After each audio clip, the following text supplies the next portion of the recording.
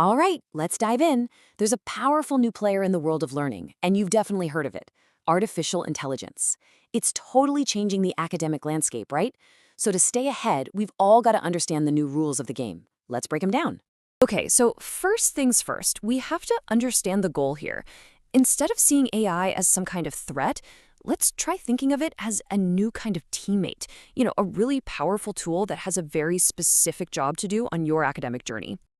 And look, when you use it the right way, AI can be absolutely incredible. Seriously, think of it like a brainstorming partner that just never ever runs out of ideas.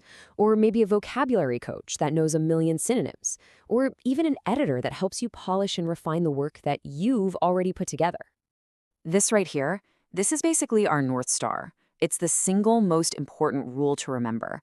The whole point is to use AI to help your own thinking, to add some layers and nuance to it, not to have it do the thinking for you. It's all about making your work better, not replacing it. So how does that actually work in practice? Well, that brings us to the rules of engagement. Just like in any game, you need to have super clear boundaries between what's considered fair play and what's definitely foul play. Honestly, the difference is pretty simple. Fair play, that's all about using AI as a tool to make your own work better. Finding some great vocabulary or helping organize your thoughts. Foul play, on the other hand, is when you cross that line into academic misconduct, like plagiarism or cheating. And trust me, that is a bright, clear line you really don't want to cross. Okay, so if you're using AI as a legit teammate, how do you give it the proper credit it deserves? Well, it's just like citing a book or a research paper. You have to cite your AI. It all comes down to being transparent. Now, this might sound complicated, but I promise it's not.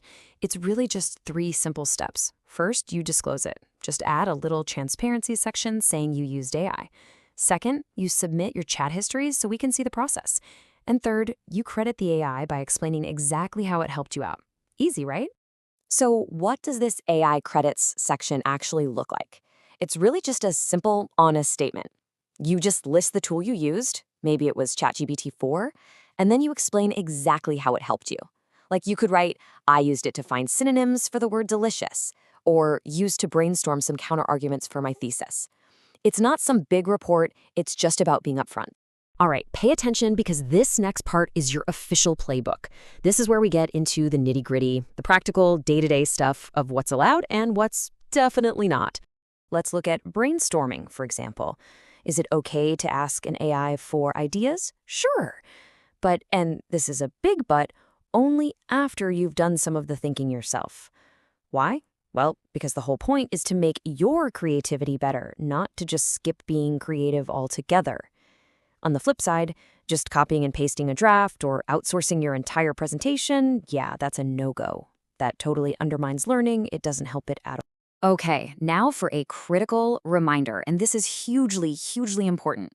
AI models are known to hallucinate, and that's just a fancy way of saying they make stuff up. They will literally invent facts, create fake sources, and pull data out of thin air. And the most crucial part for you to understand is this. If you use that false information, the responsibility is 100% yours. So let's be super clear. What percentage of the responsibility for fact-checking is on you? 100%. You are completely accountable for checking everything that comes out of an AI. If you submit it, you own it, period. End of story. So, what happens if you do commit a foul? Well, just like in any sport, breaking the rules comes with consequences. And we're not just talking about your grade here, we're talking about your academic integrity. And yeah, the penalties for misconduct are serious. They can range from having to redo the assignment for a reduced grade, all the way to getting a flat-out 0. And it can get even more serious, like a formal academic warning or even official university disciplinary action. The stakes are absolutely real. And let's be perfectly clear on this one point. Saying, oh, I didn't know the rules is not a defense. It's just not. As a student, as a member of this academic community, it's your job to know the playbook and to follow it. So here's the big takeaway. AI isn't going anywhere, right? It's here to stay. It's this incredibly powerful new study partner. The goal isn't to avoid it. The goal is to figure out how to work with it ethically and effectively. So the final question, that's for you. How are you going to choose to work together?